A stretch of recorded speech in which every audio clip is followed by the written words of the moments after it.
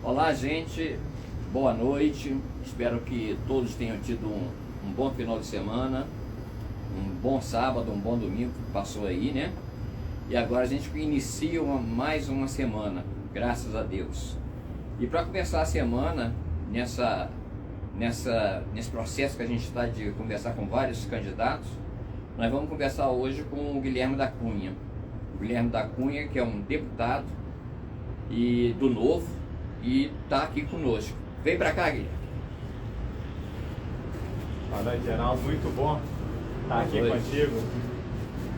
Obrigado, bom, né? Obrigado por me receber e obrigado a todos os seguidores do Divi News pelo convite. Eu estou muito honrado de estar aqui. É um prazer.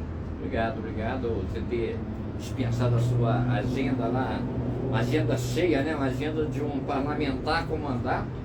E ao mesmo tempo está já entrando na campanha aí, né? Na pré-campanha, e já vem a campanha aí, né? Geraldo, é uma correria, mas essa é uma preocupação que eu tenho, de não negligenciar o mandato para poder fazer campanha. Eu vejo às vezes muitos meus colegas, no fim das contas, ficando só por conta de campanha, esquecendo que a Assembleia existe, esquecendo que o trabalho de deputado existe. E eu me recuso a fazer isso, fui eleito para fazer um mandato de 4 anos. Não posso fazer 4 anos, né? Tanto que hoje cedo eu estava em reunião na Secretaria de Estado de Fazenda para olhar a questão de tributação de diesel, de gás veicular e outras questões relacionadas ao setor de combustíveis, ver o que a gente ainda consegue melhorar para a população. Então não pode parar. Então vamos aproveitar aqui o momento. Será que tem alguma notícia, alguma coisa mais quente aí pra gente já? Não, a gente ainda estamos na lá? fase de buscar convênio CONFAS. O que significa convênio CONFAS? Para fazer algum regime especial de imposto, né, para baixar o imposto, é necessário que exista um acordo entre todos os secretários de Fazenda do Brasil, né, de todos os estados. E tem que ser unânime, não pode nenhum deles falar que não. Então a gente ainda está no processo de conseguir o convênio CONFAS para conseguir melhorias nessa tributação e conseguir um regime especial. Acredito que uma decisão venha em breve, porque os secretários não vão ficar cozinhando a questão. Mas ainda não existe esse consenso. Quinta-feira tem outra reunião do CONFAS. A gente está se preparando para tentar buscar melhorias nessa reunião, convencendo os outros estados todos de que é importante. Você trouxe uma notícia boa, né? Tomara. Pelo menos lutar a gente está, né? Tendo vontade é o que importa também, né? E depois a conclusão, não ficar só na vontade, né? Mas, o Guilherme, me fala uma coisa, quem é você? Muitos assim conhecem, outros não conhecem, então vamos aproveitar e falar quem é você. Pegando até um gancho tem um programa aí da Globo que fala quem é você, né? Acho que não sei pronunciar em inglês direito, mas acho que é Masked Singer, negócio assim. Daquele que o pessoal canta fantasiado. Masked Singer. Masked Singer. Vamos lá, meu nome é Guilherme da Cunha, sou deputado estadual pelo Novo. Tenho 39 anos, casado com a Liginha, que eu acredito está nos acompanhando agora também pela live. E eu, por formação, sou advogado, natural de Belo Horizonte, especialista em direito tributário. Sempre tive interesse pela política, Geraldo, mas nunca me envolvi, né? Nunca falei, poxa vida, isso é pra mim. Sabe aquela sensação de que é uma coisa muito suja, de que não é lugar pra gente de bem?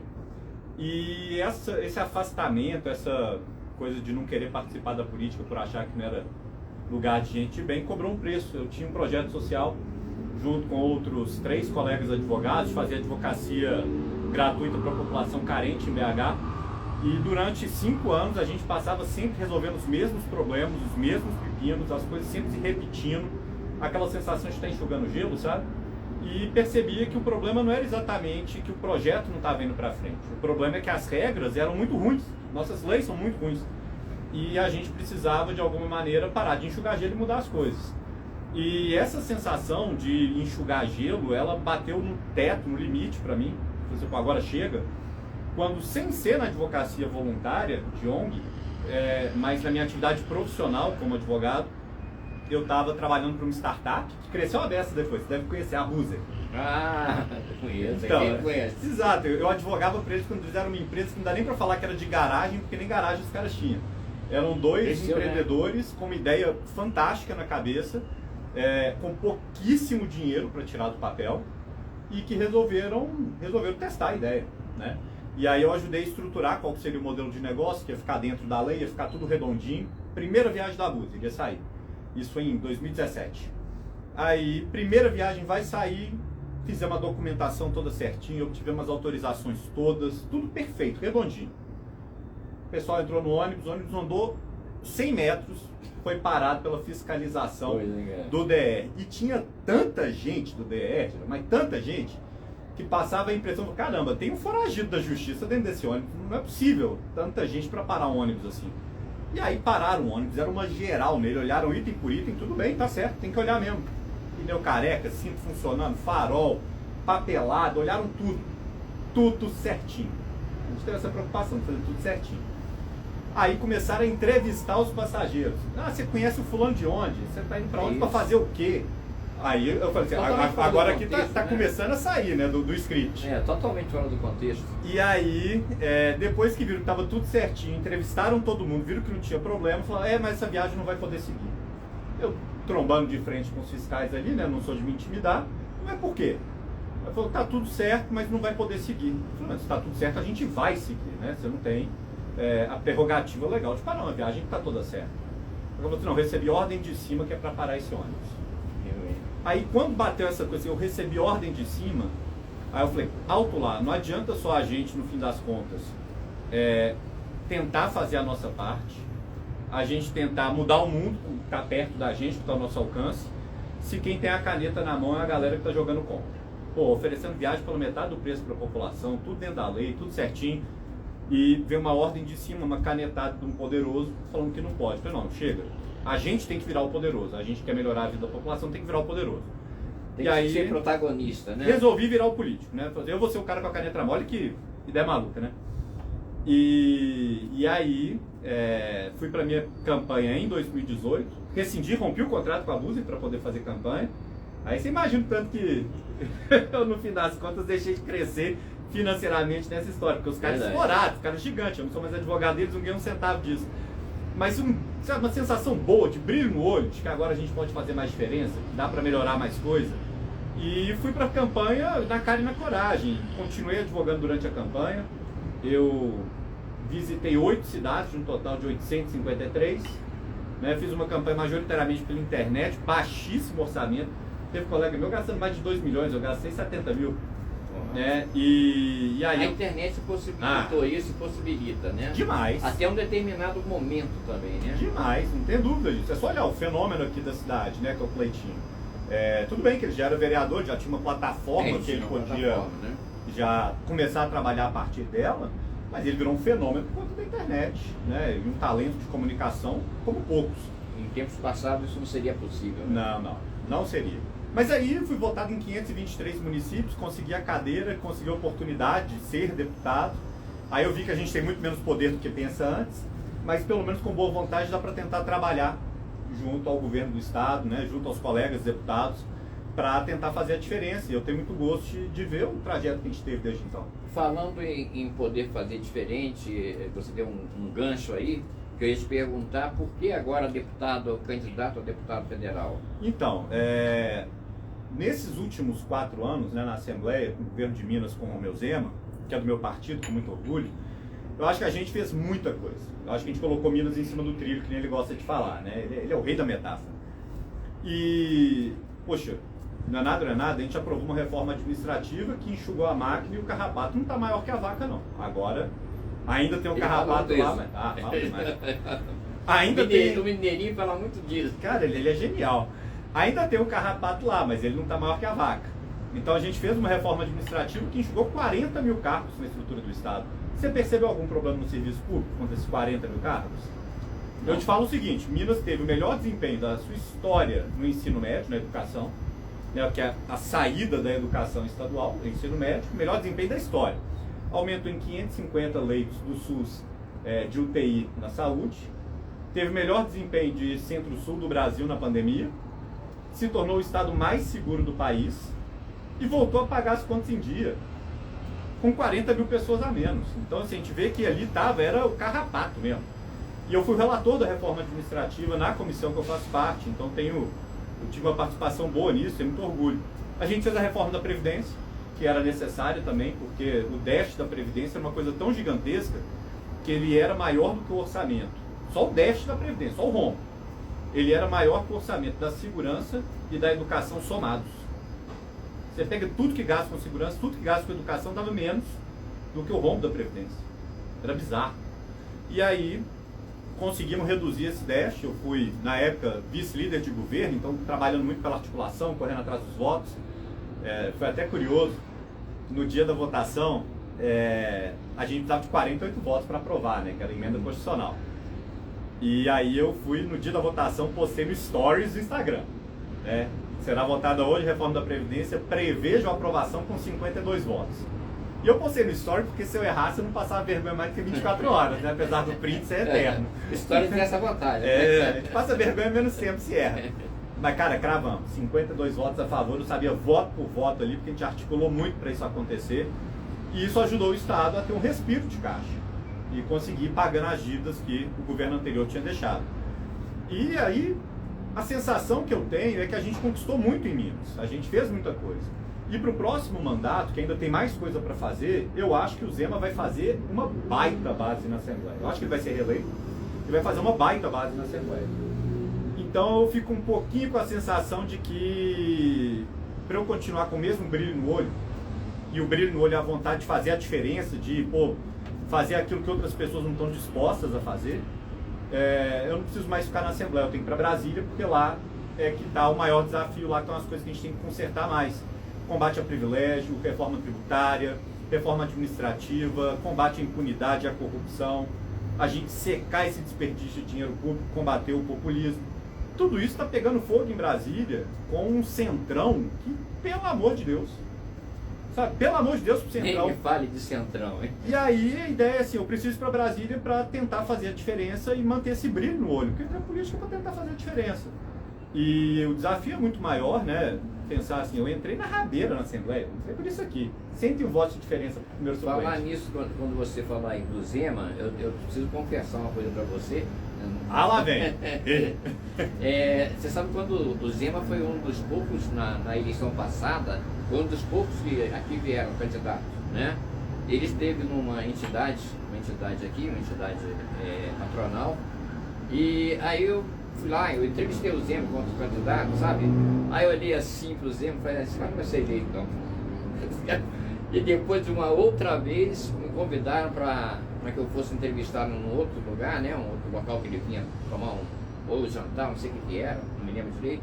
Eu falei assim, vou lá não vai ser eleito não. O cara vai... Mas eu tinha que falar isso. Eu super te entendo de ter achado que não ia dar, porque lá atrás ninguém achava que era possível. Se olhasse assim, o governador da época, né, que era o Pimentel, contra o ex-governador, que era o Anastasia, os dois com máquinas partidárias gigantes, com dinheiro para fazer campanha, conhecidos da população e disparados nas pesquisas. Os dois disparados. Aí falou, não tem a menor chance para ninguém entrar nesse cenário. Ainda mais um cara que nessa época do ano está com 1%, 2%. Então eu entendo quem achou que não ia ter jeito. A gente sempre acreditou e trabalhou porque é aquela coisa, né?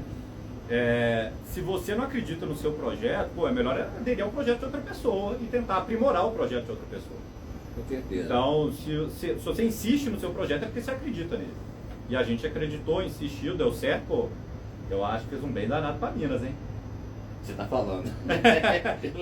Tem certeza que os seguidores do canal acham também. Eu não posso falar nada. Eu sou só entrevistador, você é entrevistado. Tá? Mas, o Guilherme, me conta uma coisa. A gente sempre vai... a gente está seguindo um roteiro de entrevista, né? E são basicamente as mesmas perguntas, né? Varia um pouquinho. Às vezes a gente sai um pouquinho do roteiro, do script, né? Mas eu queria que você fizesse uma análise dos três principais assim, pilares que preocupam o brasileiro, que é a saúde, a educação e a segurança pública, né? E a gente podia falar de economia, mas eu não perguntei para os demais. Se eu perguntar para você, falar de Paulo Guedes, falar de alguma outra coisa... Pode ficar desequilibrado, né? Estaria desequilibrado, né? Então vou ficar nesses três eixos mesmo. Show de bola. Vamos lá então, saúde, educação e segurança pública. Dá uma... É curioso você falar que são os três eixos, que é o que todo mundo sabe que devia ser a atuação principal do Estado. Saúde, segurança e educação. É o que o Novo faz e fala e prega e defende desde a fundação dele. Que a gente precisa enxugar a máquina para poder concentrar e fazer bem feito saúde, segurança e educação.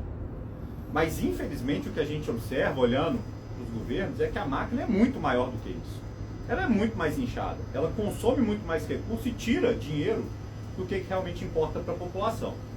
Então, para a gente melhorar saúde, segurança e educação, a gente precisa fazer duas coisas muito importantes. A primeira delas é enxugar a máquina nas outras áreas para sobrar mais dinheiro para saúde, segurança e educação. Porque não dá para tirar mais dinheiro do bolso do povo. Não dá para aumentar imposto para pagar mais nada. Já está todo mundo no sufoco, todo mundo com água aqui. Se é que já não está passando do nariz, né? A água já está no pescoço. Pô, tem gente que já está afogando. Então, não dá para aumentar imposto para sobrar mais dinheiro para saúde, segurança e educação, tem que enxugar as outras áreas. E aí é curioso que todo mundo sempre fala assim, a gente precisa de mais isso, mais aquilo outro. Cara, me fala o que precisa de menos. Me fala do que tirar para poder sobrar mais para saúde, para segurança, para educação. Então a gente precisa enxugar essa máquina gigantesca que é o governo federal. Fazer que nem a gente fez aqui em Minas, cara. 40 mil cargos que não fizeram falta. Continuou rodando bem, sabe? E aí, esse é o primeiro passo. O segundo passo é melhorar a gestão. Porque se você parar para dividir o que é o orçamento dessas áreas pelo que chega na ponta, você vê que muito dinheiro se perde no caminho, e aí não é nem roubalheira. Normalmente a pessoa pensa, é corrupção, é roubalheira, não é. É gestão mesmo. É gestão. E aí a gente tem uns exemplos muito legais do que pode ser feito para melhorar de maneira quase que imediata. E que muita gente às vezes nem sabe que existe e quando ouve a ideia dá o grito. Mas é a gente aprofundar as parcerias com o setor privado para que ele execute o serviço público gratuito. Para o cidadão não vai cobrar, não. Quem vai pagar a conta vai ser o governo. Só que ao invés de ter 50 intermediários no caminho, o dinheiro vai direto para quem executa. Os intermediários somem e sobra mais dinheiro. Aí tu fala, mas vai privatizar o SUS. Sabia que 50% dos atendimentos do SUS no Brasil, hoje, são feitos pela rede privada? Pouca gente sabe. Eu sabia. 50%, metade dos atendimentos que o SUS, Sistema Único de Saúde Pública, tem hoje no Brasil, é feita em estabelecimentos de saúde privados. E como que é feito isso? O particular faz um convênio com a União, o Estado, o município, e vai receber por atendimento realizado. Se fez uma consulta, recebe tanto. Fez uma sessão de quimioterapia, recebe tanto. É por procedimento, vai receber de acordo com o tanto que ele fez. Isso fica mais barato para o governo e fica uma gestão muito mais eficiente também. Por quê? Uma coisa é você construir e equipar e contratar profissional para um hospital. Se tem uma demanda estável, um hospital regional, dá para fazer. Mas lá na ponta é um pouquinho mais difícil. Mas uma demanda estável, dá para fazer. O problema é que você vai contratar e vai fazer concurso para obstetrícia, por exemplo. Né? Para fazer parto, para fazer acompanhamento pré-natal, neonatal, pediátrico, essas coisas. Faz sentido numa cidade que está num crescimento acelerado, vamos pensar aqui Extrema, no sul de Minas. A cidade está explodindo. Pô, vai ter criança pra caramba lá daqui a alguns anos. Precisa de obstetrícia, precisa de pediatria, faz uma equipe desse tamanho para essas áreas. Aí, essa pessoa tem estabilidade, ela vai ficar no serviço público até ela aposentar. E a população envelhece. Aí você vai precisar de geriatra, que é quem cuida do adolescente. Depois você vai precisar das especialidades clínicas para cuidar da população adulta. Depois você vai precisar do geriatra para cuidar da população idosa. Mas o que você fez concurso foi para o pediatra. Ah não, mas antes tinha 5 mil crianças para ele atender. Agora tem 1.000, mas ele continua lá. Você não consegue nem passar ele para outra função, não consegue nem demitir. Se você faz um convênio com a rede privada, tem uma explosão de atendimento de criança, de parto, né, de nascimentos. Aí vai ter muito serviço remunerado nessa área, a rede privada vai contratar o pediatra, o obstetra e por aí vai. Quando a demanda mudar, a rede privada vai contratar a nova demanda. Vai dispensar aquela que já está ociosa, que já está sobrando. Esse profissional pode ir para outra cidade, onde ele é necessário. E aí vai constantemente a rede se adaptando ao que é a demanda local. Isso para a saúde funciona com a educação? Funciona. Funciona e muito bem. Vou dar um exemplo daqui do governo de Minas, que é o Trilhas de Futuro. O Trilhas de Futuro, ele é um programa do governo do estado para dar educação técnica para os jovens de Minas Gerais. É basicamente quase que um vale-emprego, que a pessoa já sai dali atendendo o que o mercado está precisando de profissional, já sai empregado. E aí, como está sendo feito o fornecimento do curso do Trilhas de Futuro? O governo do estado está construindo escola técnica? Não. Está contratando um monte de professor? Não. Fazendo concurso? Não. O governo do estado está olhando quais instituições privadas que já fornecem esses cursos e pagando bolsa para os alunos lá. Então o aluno estuda sem pôr a mão no bolso. Ele não precisa ir lá e pagar a mensalidade. Ele estuda de graça, mas ele estuda de graça no estabelecimento privado. A gente pode multiplicar essas parcerias e crescer muito o ensino técnico no Brasil, vai deixar a nossa população jovem com muito mais chance de ter emprego, de crescer na vida, né, de ganhar dinheiro, ajudar em casa, ajudar a família, do que se a gente esperar quantos anos para fazer a licitação de uma escola, para depois esperar construir, para depois fazer o concurso para o professor e tudo mais. Tudo isso leva muito tempo. E o problema está mordendo o nosso calcanhar agora. Na segurança é que eu acho que não tem jeito de fazer isso. Na segurança não tem jeito de jogar privado, não. Né? A segurança tem que ser pública, porque você jogar na mão de grupos privados, andar com o poder de polícia, de abordar alguém, de parar alguém, de trocar tiro com alguém, aí eu acho que já não pode. Tem que ser público. Mas a gente acertando, deixando redondinho essas áreas de saúde, de educação, para a segurança vai dar um foco legal, vai sobrar um dinheiro bom para investir. E além disso, a gente precisa mudar as leis, né? Porque hoje você prende o bandido, é quase uma porta giratória da delegacia. Você prende, ele entra por uma porta, já gira e vai embora. Ele prestou um depoimento aqui no meio. Tem casos que eu já ouvi umas histórias assim de amigos de dentro aí, do sistema que quando ele é preso por uma guarnição policial qualquer, às vezes quando ele chega na delegacia o advogado já está lá. Não, e quase já está lá com a soltura Já dele. está lá, sabe? Daqui a pouco quase que saem junto. Sabe? Então assim, a gente precisa mudar as leis para combater essa impunidade, para tornar o processo penal mais ágil, para tornar a prisão, tanto a preventiva quanto a prisão para cumprimento de pena, mais efetivo. O cara praticou mal feito, ele tem que ficar preso. Né? Essa coisa do saidinha, agora acabou, né? Aprovaram. Foi aprovado. Eu acho que ainda falta aprovar no Senado, se não estou equivocado. Eu acho que falta também. Né? Aprovou na Câmara, falta aprovar no Senado. Mas assim, saidinha, pô, é quase falar... Saidinha de bandido. Suzane von Richthofen vai ter saidinha Dia das Mães, é quase isso, sabe? Teve uma situação parecida, né? Assim, acabar com essas coisas que só fomentam a impunidade, fazem com que a gente volte por enxugando gelo com o bandido. Precisa de uma lei que seja de fato cumprida, que seja observada. E quanto ao investimento, eu acredito que o melhor é a gente aprofundar o investimento na investigação criminal. Porque é impossível a gente ter a polícia espalhada em todas as ruas de todos os municípios do Brasil, que é grande pra caramba, para prevenir o crime o tempo inteiro. Agora, você dá para o criminoso a certeza da punição. Fala, cara, se eu fizer isso eu tô lascado, eu vou ser preso mesmo. E não vai ter saidinha, e não vai ter porta giratória, vou ficar preso. Ou seja, inibe o cara. Então, eu acho um ponto muito importante é a gente aprofundar a investigação criminal para que o cara, quando vai roubar, porque vamos combinar, o sujeito vai roubar um celular. Ele não pensa assim, pena de furto, 2 anos, 3 anos, eu acho que vale a pena ficar 3 anos preso por causa disso. Ele não pensa assim. Ele pensa que ele vai fazer e ninguém vai dar em nada. Não vai dar em nada. Agora você fala assim, pô, ele vai fazer e tem uma câmera. Ele vai fazer e vai ser depois encontrado, porque haverá outras câmeras pela cidade, com a identificação do roseiro, ele vai ser encontrado para ser preso. Aí ele já começa a pensar que isso aqui não vale 3 anos da vida dele. Então essas questões eu acho muito importante a gente fazer. Uma mudança nas leis para tornar o sistema minimamente respeitável, porque hoje é uma palhaçada. E um investimento na investigação criminal para dar certeza da pena. Praticou mal feito, você sabe que vai tomar a pena, vai ser preso. Já vai melhorar muito a segurança aqui no nosso país. E de resto a gente tem que ficar eternamente vigilante, porque cada conquista que se faz, cada pequeno passo que se faz, a gente viu nos últimos anos é acompanhado de uma reação para jogar tudo por terra, né?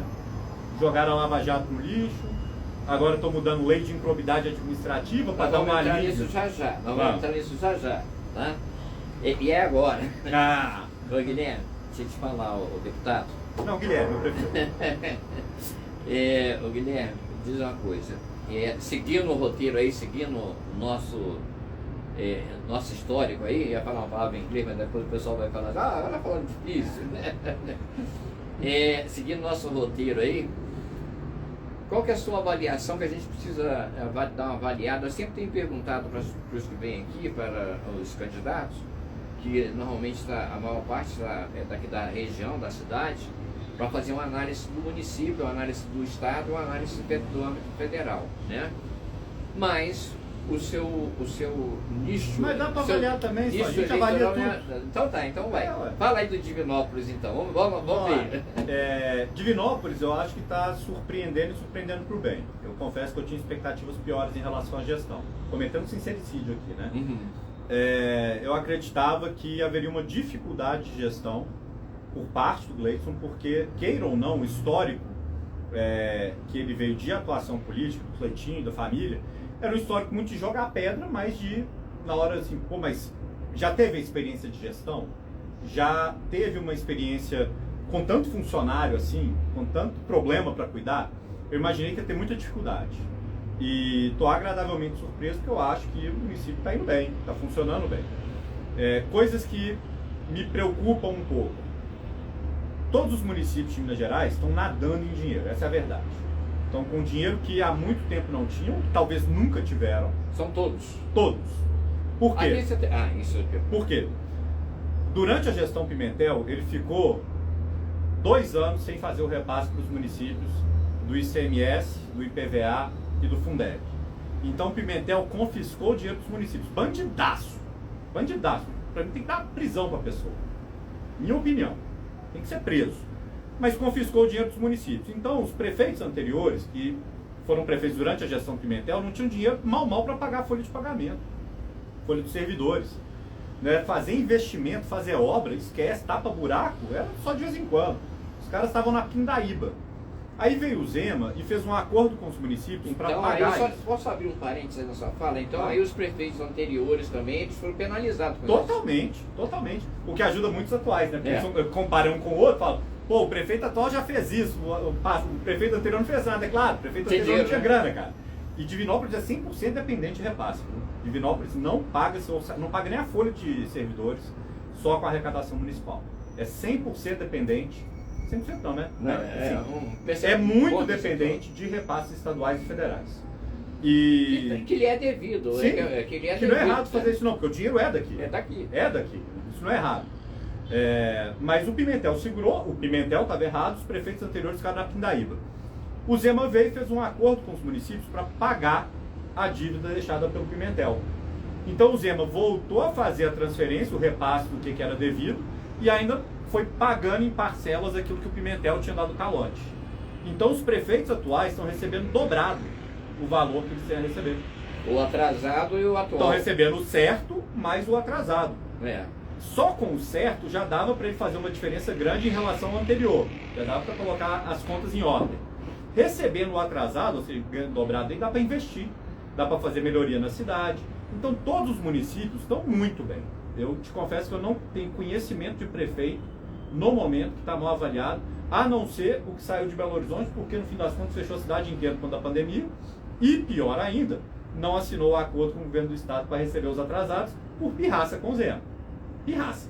Mas tirando ele, foi um pirracento, os outros todos receberam dobrado também. Tem um estilo de achar engraçado algumas coisas que são graves, né? Eu acho até engraçado.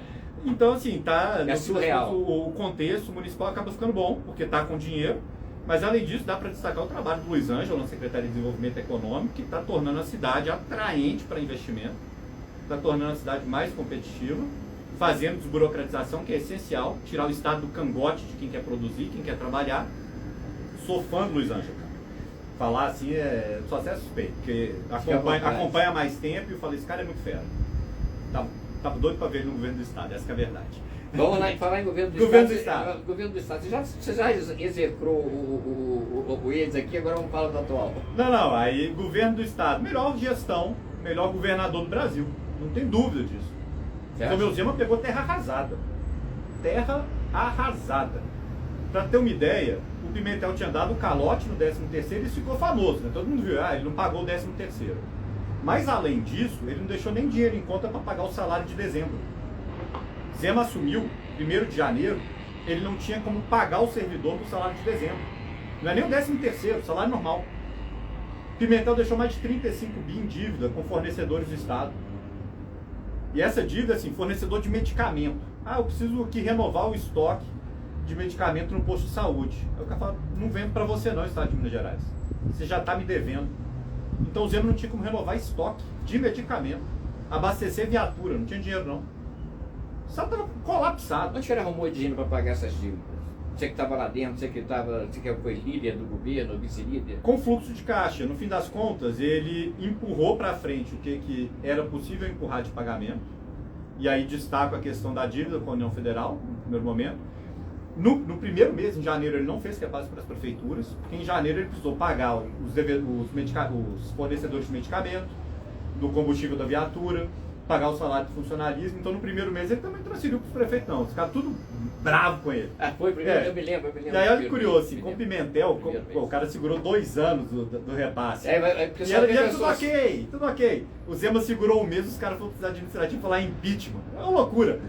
Mas... O mês de janeiro, né, que ele segurou, né? Foi janeiro. Ele segurou janeiro e em fevereiro os caras impeachment do governador. O cara estava um mês no cargo, o outro segurou 2 anos de repasse e ninguém falou nada. Mas aí ele segurou isso, pagou os fornecedores. A partir dali fez um acordo com os municípios para voltar a pagar, né, os repasses. E com fluxo de caixa ele foi aos poucos normalizando. E ajudou muito a gente ter feito esse enxugamento da máquina. Enxugar 40 mil carros é coisa, cara. É muita coisa. Ajudou muito ter feito uma reforma da Previdência. E ajudou ainda mais ter reaquecido a economia de Minas Gerais. Porque o Zema, e aí eu tenho um orgulho danado de ter ajudado nisso, ele cortou burocracia e dispensou alvará de 701 atividades em Minas Gerais. Eu nem sabia que tinha 701 atividades para poder fazer. Eu acho que eu não sou tão criativo assim. 701. Pô, se me pedir para listar, talvez eu faça uns 100 aqui, de coisas que são possíveis fazer, né, profissionalmente. 701 atividades ele dispensou alvará. E isso ajudou Minas Gerais, primeiro, quem estava informal, a formalizar. E aí isso já deu um giro muito bom na economia. Depois ajudou muita gente que estava informal, formalizou, a gerar emprego, contratar gente. E aí deu outro giro de economia. E no fim das contas ajudou a trazer investimento novo. O governo Pimentel inteiro atraiu 26 bilhões de reais em investimentos novos para Minas Gerais. Parece dinheiro, né? O governo Zema já atraiu 230 e uns quebrados aí. Quase 10 vezes mais. Quase 10 vezes mais. Aliás, quase 10 vezes mais. E eu tenho certeza que vai chegar até o fim do mandato tendo atraído mais de 10 vezes mais. Aí só, o que esse investimento significa? Significa que as empresas de Minas que fazem construção, que fazem instalações industriais de empreendimentos, estão com mais serviço, estão contratando mão de obra, estão contratando material, né, estão movimentando a economia. Significa que aqueles que já concluíram a construção estão começando a operar. Aí eles vão precisar de toda a cadeia de fornecedor, cadeia de logística, vão gerar mais emprego, além do emprego da fábrica mesmo, vão gerar ainda mais empregos, mais movimentação econômica. E tudo isso, no fim das contas, vai virando dinheiro no bolso do povo. Então é fantástico, é bom demais. E você pensar que o cara fez tudo isso com o Estado quebrado inicialmente, tendo que enfrentar desastre Brumadinho, chuvas, porque foram uns temporais de, pelo amor de Deus, depois pandemia, depois mais chuva. Pô, não é brinquedo, o que esse cara está enfrentando, não? E ainda assim conseguir colocar o Estado nessa condição. Minas Gerais tem a maior participação hoje na economia do Brasil em toda a sua história. Minas nunca foi tão relevante na economia nacional que nem agora. Né? Então, não tem dúvida para dizer, para mim, por larga margem, o melhor governador do Brasil, o melhor que a gente já teve. E eu ainda faço ideia do que ele pode fazer como Assembleia Amiga, porque até hoje a Assembleia só sabotou o cara. A última coisa que a gente conseguiu aprovar de relevante foi a reforma da Previdência, e ela foi em agosto de 2020. Né? Desde então, pendente lá ainda, que precisa ser aprovado? A gente ainda precisa fazer reforma do Estatuto dos Servidores, privatização da Codemig, da CEMIG, da Copasa, adesão ao regime de recuperação fiscal.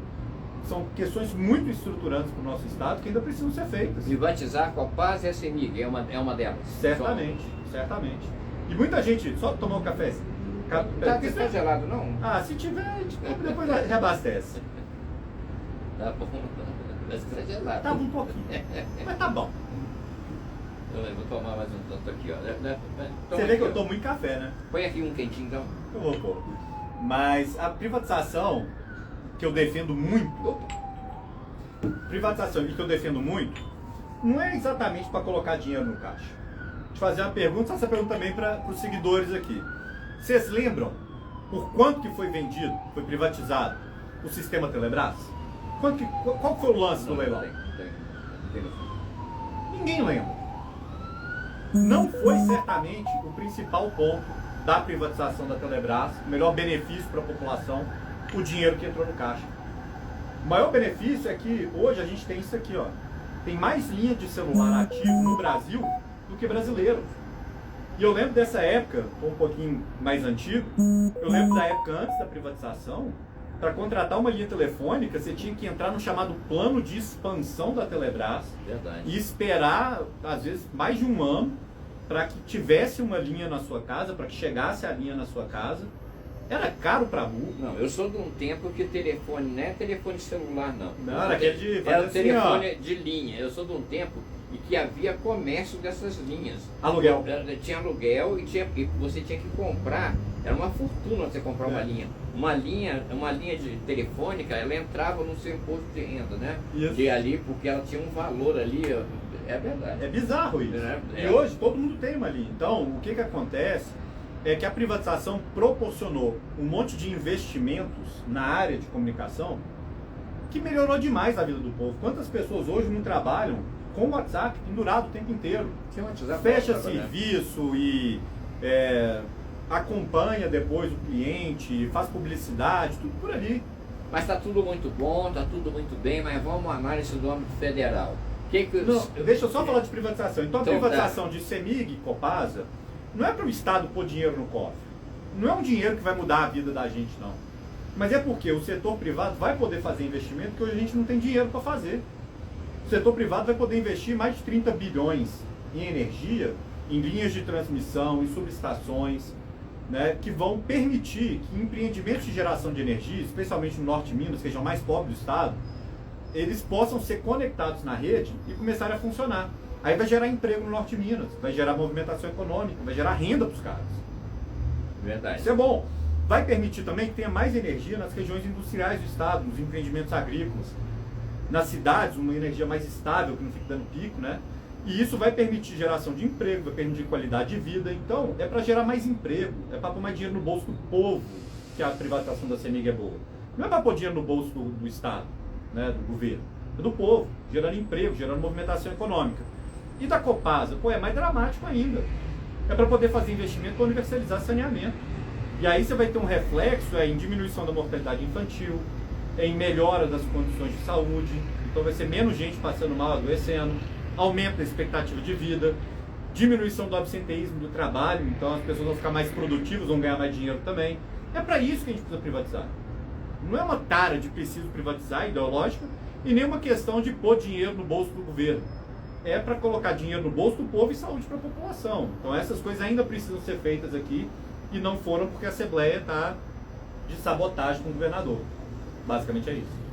O nosso sistema, né, precisa ter maior. O grande problema do Brasil, de um modo geral, do sistema presidencialista é essa questão de você ter que ter a maioria. Se você não tiver, você eleger um executivo, se você não eleger o legislativo concomitantemente de acordo com o executivo, o cara não faz nada. E já até um pouco além, especialmente nesse caso. As reformas que a gente precisa fazer aqui em Minas ainda, reforma do Estatuto do Servidor, né, reforma, adesão ao regime de recuperação fiscal, elas são questões que mexem com interesses muito consolidados de categorias muito organizadas. Os servidores são muito organizados. E queira ou não, o deputado se assusta com isso, porque ele ficou medo de perder voto. Daí ele ficou medo assim, nossa, mas se eu votar isso, aí o servidor vai fazer... Aí vem essa questão da reeleição, né, Guilherme? Não é tanto a questão da reeleição, é uma questão de coragem mesmo. Assim, chutando... Aqui o pessoal chuta muito balde ou não? Chuta, todo mundo diz a balde. Então chutando balde é porque é um bando de frouxo. Um bando de frouxo que tem medo de não ser reeleito, que coloca na frente do interesse da população, que devia ser a prioridade, na frente disso tudo coloca a própria reeleição. E aí pensa, caramba, se eu votar isso, os servidores vão me perseguir, eu não vou ter voto, eu não vou ser reeleito. Mas acabar a reeleição, não aumenta o número, 5 anos e acaba com a reeleição. Aí eles vão ficar preocupados com o sucessor. Cara, quem é frouxo, não tem jeito. Né? Isso é muito mais uma característica pessoal do que qualquer outra coisa. E isso só existe porque a maioria não pensa assim, poxa, eu preciso melhorar a vida das pessoas para poder ter voto. Né? Que é o meu brilho, eu preciso melhorar a vida das pessoas para poder ter voto. Para esses caras é assim, eu mando emenda para a cidade tal, o prefeito me apoia, então o voto eu já tenho. Tem como? Porque comprou esse voto com dinheiro público, mandando emenda para a cidade. Então a preocupação dele é não perder voto. E aí essas reformas que a gente precisa fazer, né, no governo do Estado e lá em Brasília também, são reformas que vão contra o interesse de categoria organizada e o cara vai ficar com medo de perder voto. Então mesmo se a gente tivesse maioria, se o Zema ao invés de eleger 3 junto com ele, tivesse conseguido 30, que é um número muito expressivo, eu acho que ainda assim seria difícil aprovar, porque uma boa parte do que resta ali é gente que não tem a coragem de votar o que é importante, mas que vai gerar um desagrado em categoria organizada. E aí, de frouxidão em frouxidão, o Brasil vira o país de que, se você tem um contatinho no poder, você consegue uma boquinha para sua classe, para sua categoria, e de grão em grão aí, no fim das contas, estoura o bolso da população. Então, tal de ser farinha pouca, meu pirão primeiro, eu entendo, normal, né? Eu entendo a população, cada um de cada setor, querer um pedaço disso. Infelizmente. O que eu não entendo é quem é representante do povo concordar com isso e continuar votando as coisas que vão explodir depois na cara de todo mundo, né? Falta coragem. Vamos lá, a análise do governo federal aí, do seu presidente Bolsonaro. Ó, seu não, é meu também. Institucionalmente também é meu. É o presidente do Brasil, mas certamente não é meu candidato. O meu partido tem um candidato, que é o Felipe Dávila. Eu entrevistei o Felipe Dávila. Pô, um cara fantástico. Eu sou fã dele. E o vice dele é o Thiago Mitrô, que foi parceiraço meu de mandato. Né? O Thiago, ele fez campanha junto em 2018, os dois novatos. Depois a gente fez um trabalho junto durante 4 anos, né? Bem, não chegou a 4 ainda, 3 anos e meio. Um trabalho conjunto dos mandatos, né? Tanto que o gabinete dele em Minas Gerais é o meu gabinete. E ele é o vice do Dávila, então orgulho gigante. Mas a análise do governo federal. Eu acredito que o governo, neste momento, se rendeu ao populismo. Ele está em busca do voto, topando fazer qualquer coisa pelo voto, e a conta uma hora vai chegar. E quando essa conta chegar, ela vai ser maior do que seria no curto prazo. Porque é uma conta que ela vem, além do valor em si a ser pago, ela vem com todo a instabilidade econômica resultante, ela vem com toda a desconfiança na instituição daí resultante. E aí eu falo especialmente, estourar teto de gasto, dar calote imprecatório. 2023. Vai ser difícil. Vai ser muito difícil. Quem assumiu o Brasil em 2023 vai pegar o que o Zema pegou em 2018, aliás, em 2019 em Minas Gerais. Vai pegar terra arrasada. Porque a gente já está com a inflação batendo na porta e o que gera inflação é imprimir dinheiro. O governo está estourando teto de gasto, está imprimindo dinheiro. Está dando calote em fornecedor, calote em precatório, calote nos estados, né? Reduzindo o tributo dos estados, está dando calote nos estados. Essa conta toda vai chegar.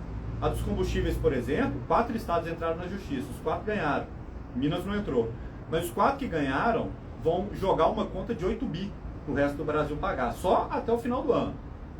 Desse tempo agora até o final do ano. Se você joga isso ainda mais longe no tempo, a conta só cresce.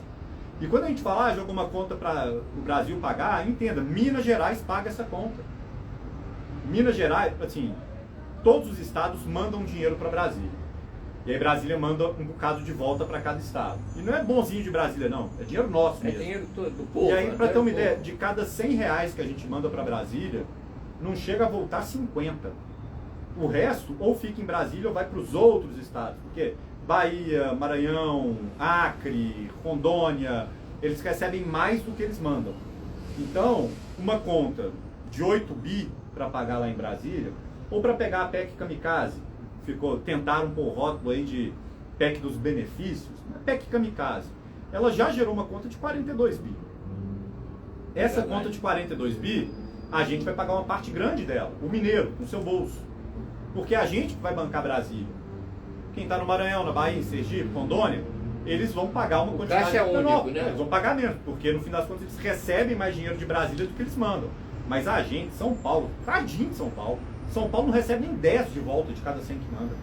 Então a gente tem que ter atenção para o que são esses aparentes benefícios, bondades, e que no fim das contas... Saquinho de bondade que vira saquinho de maldade. Tem até um meme, Geraldo, que eu adoro. Vale a pena procurar depois, viu, gente? Esse meme é muito bom.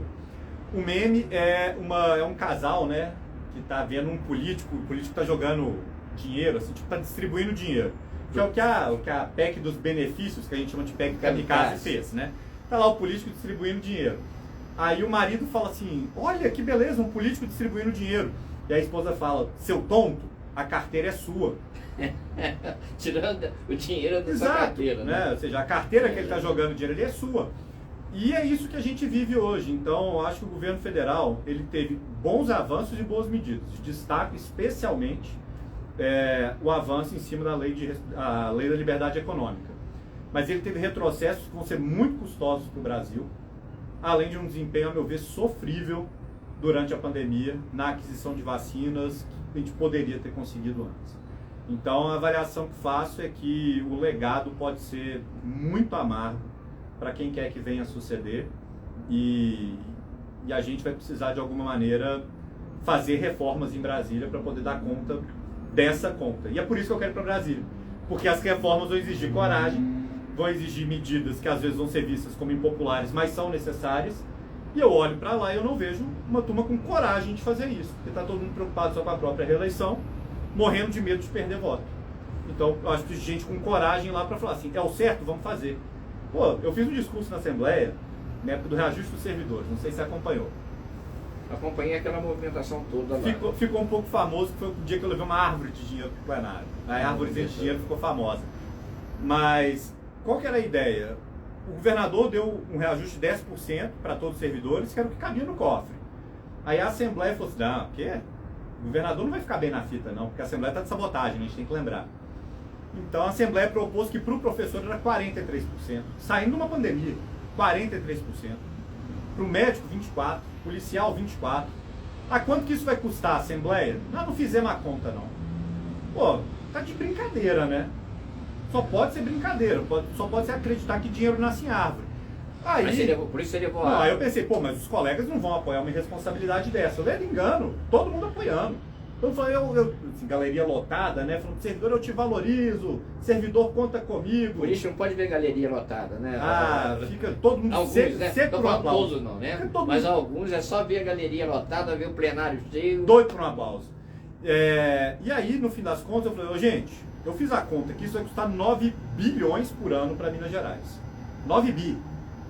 A gente não tem essa grana. Esse dinheiro a gente não tem como pagar.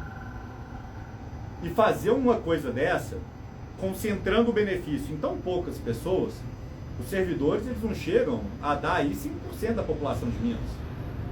Concentrar o benefício, concentrar a conta de 9 bi para todo mundo em tão pouca gente, é uma baita de uma sacanagem, perdão pela palavra, eu não sei, o pessoal chuta o balde, mas aqui eu exagerei. Uma baita de uma sacanagem com quem está acordando cedo, morrendo de medo de ficar desempregado, para pagar a conta. Não dá.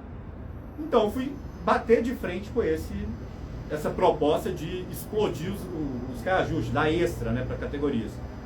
O que eu tomei de vaia no plenário, você não tem ideia. O que eu tomei de vaia nas comissões, você não tem ideia. Imagino. E o que eu tomei de vaia sozinho, porque não teve um único outro deputado para defender a proposta de que era 10% Você esqueceu que a galeria estava cheia. Você esqueceu que a galeria estava cheia, que estava tudo cheio. É isso. Então, assim, daí que a gente vê como que essas propostas, que, não, ele valoriza isso, valoriza aquilo. Pô, sabe quem eu valorizo pra caramba? Eu valorizo o cidadão comum, que não tem lobby, não tem sindicato, e que normalmente só é lembrado na hora de pagar a conta. Esse cara eu valorizo. Ele vai acordar cedo, ele vai dirigir Uber, ele vai pegar ônibus para poder fazer serviço de diarista, ele vai para uma indústria, ele vai para o comércio, ele vai abrir a loja dele, dar emprego para mais gente. Esse cara que está tendo que rebolar para poder pagar as contas dele próprio no fim do mês e ainda tem que pagar a conta do governo, esse cara eu valorizo. Esse cara eu faço questão de tomar vaia lá na galeria, se for o caso, a gente vai defender. E aí é que bate o desespero, porque a gente vê que o populismo seduz. Nós vamos ter que dar uma encerrada, porque vai ficar... Não, show de bola, vamos lá. Aqui, mas deixa eu te perguntar uma coisa, já finalizando mesmo assim. É o meu mote, né? Sempre tem esse finalzinho. O que você quer falar que eu não perguntei, que não foi perguntado para você? De repente você tem um negócio, pô... Um bocado de coisa, não, quanto tempo eu tenho? Vou desandar aqui. Pega leve. Pô, vou até tomar um gole d'água aqui, que eu vou fazer que nem narrador de turf, né? Que o pessoal pega leve com o tempo. Geraldo, vamos lá. Uma coisa super legal. Que eu sou o deputado mais econômico da história de Minas. E essa economia, ela começa na própria carne. Eu abri mão de todos os privilégios que eu teria direito com carne. e isso dá 260 mil reais ao longo do mandato. Mas, pô, minha economia já está passando de 10 milhões. De onde vem o resto? O resto vem de ter uma equipe pequena, enxuta, eficiente e que trabalha de verdade. Meu gabinete não tem assim, o fulano lá perdeu a eleição, mas é um líder comunitário importante, dá uma vaguinha para ele. O fulano lá te apoiou na campanha, tá precisando de um emprego, dá uma vaguinha para ele. Não tem dessa não. Meu gabinete, eu defini quais eram as funções, de acordo com as metas que a gente tinha de realizações do gabinete, e fiz processo seletivo técnico, 2.630 pessoas se inscreveram, e contratei uma equipe que, ao invés de eu ter os 28 que a Assembleia permite, e esses 28 são 23 assessores, 4 estagiários e um aprendiz, eu tenho 7 assessores. E eles dão conta do serviço e até muito mais que os outros gabinetes, porque, no fim das contas, eu faço questão de analisar cada proposta que vai para o plenário, cada proposta que passa pelas comissões, seja eu o relator ou não, e tentar opinar e fazer melhorar. Ou barrar aquilo que é uma porcaria. Já barrei 74 projetos de lei porcaria, já aprimorei mais de 60 que poderiam encontrar, talvez como destino a lata do lixo, mas foram para frente porque a gente ajudou a aprimorar. Um deles, inclusive, de autoria do Cleitinho, aqui da cidade, que foi aquele da taxa de licenciamento. O projeto dele era igual 2 outros projetos que já tinham encontrado a lata do lixo na Assembleia, não porque a ideia era ruim, a ideia é ótima, mas porque tinha inconstitucionalidade. Chamei o Cleitinho, trabalhamos junto, mudamos muita coisa no projeto, fizemos ele poder passar, ir a plenário, ser aprovado, ser sancionado pelo governador. Então a minha equipe dá conta desse serviço, eu dou conta desse serviço, e a gente ainda continua rodando por Minas Gerais e continua liderando muitas pautas importantes. Aí eu quero colocar aqui 2 delas que eu acho assim, fundamentais. A primeira foi a gente legalizar o transporte fretado aqui em Minas Gerais, né? Eu fui advogado da Buser até antes de fazer campanha, saí para poder fazer campanha, não voltei a ter contrato com eles, não voltei a ser advogado deles, mas aquela ideia boa ficou. Falei, poxa, isso aqui é bom pro povo. Então eu liderei em Minas Gerais a legalização da atividade, né, para parar de ter perseguição por parte do DR. E hoje a gente vê ônibus pra caramba da Buser rodando aí, quero ver muito concorrente dela também, quero que a galera tenha que disputar no preço, tem que disputar na qualidade, na segurança, a preferência do cidadão. Então, queira ou não, a gente foi responsável por legalizar a atividade de aplicativos como a Buser em Minas Gerais. Além disso, quebrar o monopólio do Detran na vistoria veicular, que é um inferno. Para fazer transferência de um veículo tinha que ir para um pátio do Detran, poucas cidades tinham, o cidadão tinha que viajar às vezes centenas de quilômetros para poder fazer uma vistoria, e agora a gente está permitindo que mais de 1.800 empresas já espalhadas pelo estado possam fazer essa atividade, não vai mais ser a burocrata do Detran, não vai ter aquele transtorno na vida do cidadão. Eu puxei essa pauta dentro do governo do estado, liderei isso e foi uma pauta muito boa também. Essas 2 realizações de mandato, com a economia e com a presidência da Frente Parlamentar pela Desburocratização, que sugeriu 117 medidas de simplificação, né, de papelada e carimbo aqui em Minas, eu acho que faz a gente ter batido muito o que se esperava do mandato inicialmente. Eu quero facilitar a vida de quem trabalha, eu quero tirar o estado do cangote de quem produz. Eu acho que essa missão foi relativamente bem cumprida, sabe? Eu tenho muito orgulho, muito satisfeito com o trabalho. E a ideia agora, que eu falo, é de ir a Brasília para repetir esse trabalho e para encarar de frente as reformas que o Brasil precisa. E aí faço questão de repetir reforma tributária, reforma administrativa, combate à corrupção e impunidade, reforma política. Tudo isso é precisar de coragem, e eu tenho brilho no olho de pegar esses desafios que pouca gente quer encarar e tentar fazer. Vou finalizar falando de uma outra coisa. Sei que você já está apertado com o tempo. Né? Mas vai lá. Mas só porque assim, é porque é a coisa mais inovadora que eu fiz no meu mandato inteiro, que foi a maneira de distribuir emenda parlamentar. Porque, você lembra que eu te falei que o que gera esses políticos, da minha avaliação, frouxos, que morrem de medo de entrar em pauta difícil, polêmica, porque tem medo de perder voto. O que gera neles a confiança de que eles vão ter voto é aquela coisa de mandar emendinha para a cidade. Mandei emenda ali para o prefeito, mandei emenda para o hospital. O cara manda emenda com base no interesse eleitoral dele e não com base no que é a prioridade da população. Eu fiz diferente, eu abri um edital de projetos para toda Minas Gerais. Qualquer prefeito pode participar. Você não teve voto no município, não importa. O prefeito da cidade apoia outro, não me importa. O prefeito fala mal do Zema, também não me importa, apesar de doer meu coração. Qualquer prefeito pode participar, qualquer hospital, qualquer escola, um edital de projeto. O que ele tem que fazer?